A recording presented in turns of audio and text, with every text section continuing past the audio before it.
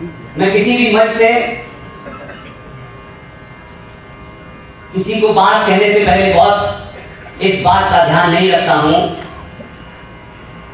कि ये किसके खिलाफ होगी।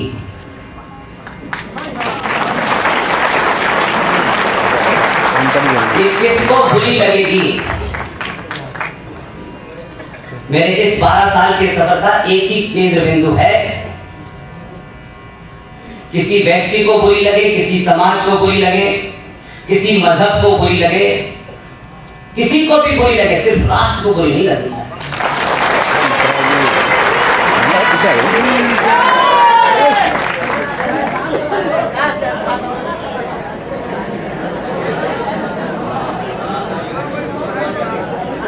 अपनी बात कहने से पहले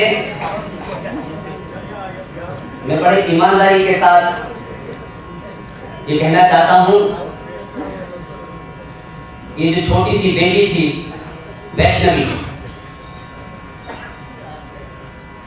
इसकी माता को, इसके पिता को, इसके घर वालों को मैं प्रणाम करना चाहता हूं। इतनी अच्छी आवाज कि जब तक ये दिख नहीं रही थी मुझे लगा था कोई संगीत का बड़ा आदमी गाना। लेकिन सनातनी समाज में एक बहुत बड़ी कमी मैं देखता हूं, और ये हर मन से कहता हूं, क्योंकि ये सभा किसी पार्टी की नहीं है, किसी संगठन की नहीं है, किसी विचारधारा की नहीं है। यहां हो सकता है अलग अलग पार्टियों के लोग बैठे हो, अलग अलग संगठनों के लोग बैठे हो, युवा अनेक अनेक संगठनों से जुड़े हो, लेकिन मैं आपसे सिर्फ 3 घंटे के लिए चाहता हूं कि आप सिर्फ अपने तमाम संगठन, पद, पार्टी को छोड़ करके सिर्फ सनातनी होकर मेरी बात सुनो।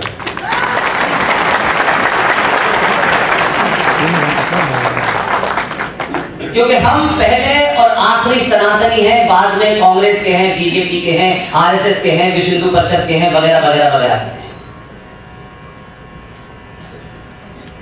हमने अपनी पहचान ये पॉलिटिकल पार्टी की दुकान से तय करना शुरू कर दिया। लोग अपना नाम बाद में बताते हैं, पहले पार्टी का नाम बताते हैं, जिससे रौ गालिब होकर देखो हम सत्ता बदल के हैं, उस पे उसका कोई असर नहीं है। क्योंकि ये कोई संवैधानिक सभा नहीं है, कोई ऐसी सभा नहीं है कि इसके अंदर किसको कहां बैठना है, किसको कहां नहीं बैठना है। मैं अपनी हर सभा में ये भी कहता हूं, इस लोकसभा की और राज्यसभा की कार्रवाई देखते देखते आप लोगों ने एक गलत परंपरा डाल दी है।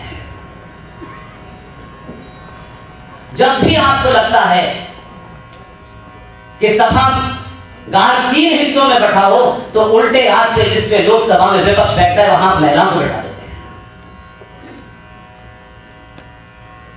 किसी भी ऐसे प्रोग्राम में जहां राष्ट्र आपके बीच में, केंद्र में हो, तो उसको आसान भाषा में कह सकता हूं कि एक परिवार में मां राष्ट्र होती है और पिता देश होता है।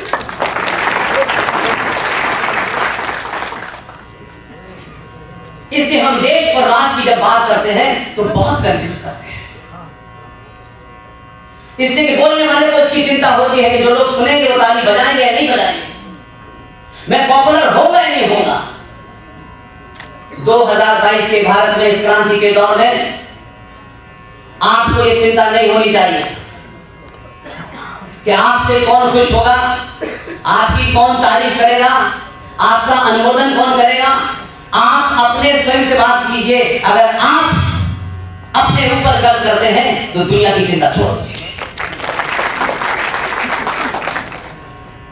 और आपकी धरती पर आकर बोलना ये आसान काम नहीं है।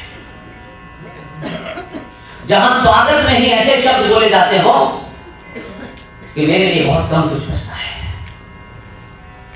जिस धरती के ऊपर एक तरफ पंडित हजारी प्रसाद द्विवेदी हो जिन्होंने साहित्य लिखा हो,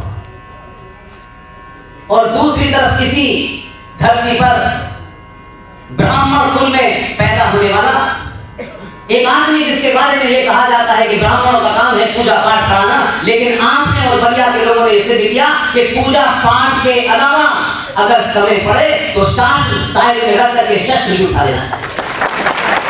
इससे मैं उस अमर शहीद मंगल पांडे को नमन करता हूँ, उनकी धरती को नमन करता हूँ, उनके परिवार से जितने भी लोग आए हुए हैं उनको नमन करता हूँ। और इसी से लगी हुई एक जगह है जिसने आजाद भारत में, इस तथाकथित आजाद भारत में एक क्रांति शुरू की और सत्ताधारी पार्टी को, जिनको नशा ये हो गया था कि लोकतंत्र द्वारा चुने हुए लोग जब डिक्टेटर हो जाते हैं तो जयप्रकाश नारायण ने उनको जमीन उठा दिया। अब जो मेरा विषय है मैं उसके आता जिसके कारण आप मुझे जानते हैं, जो आप सुनना चाहते हैं।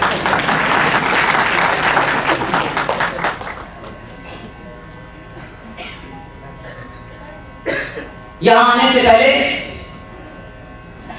कुछ घटनाएं क्यों हुई हैं, कैसे हुई हैं, इस पे नहीं जाना चाहता,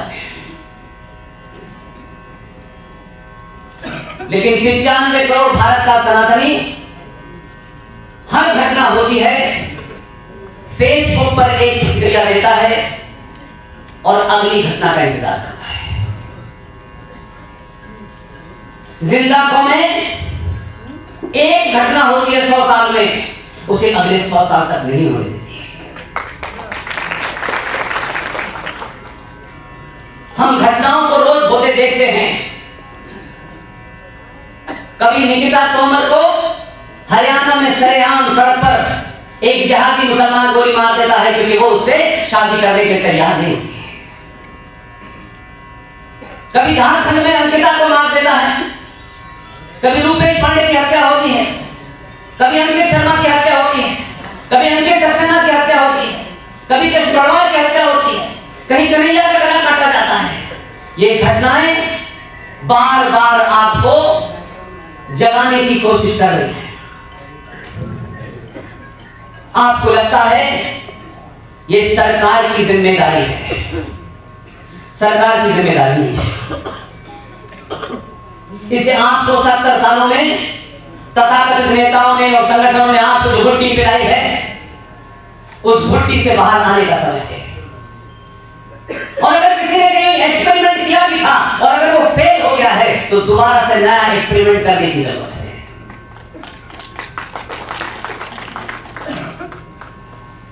उत्तर प्रदेश में जहां से मैं बोल रहा हूं,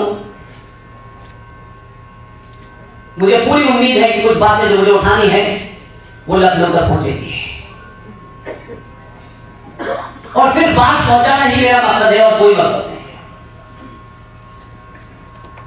इसके सभागार में कितने ब्राह्मण हैं, कितने ठाकुर हैं, कितने यादव हैं, इसकी गिनती मैंने कभी नहीं की। प्रोग्राम आयोजित करने वालों की जाति क्या है मुझे उससे कोई फर्क नहीं। और हम अगर ये समझते हैं कि 1947 में भारत पैदा हुआ था तो हमसे बड़ा कोई मूर्ख नहीं है। लिहाजा हमने बहुत सारे कुकर्म और कुतर्क किए हैं जिसकी सजा हम भुगत रहे हैं। नहीं जानता कि समाज में बहुत विद्वान लोग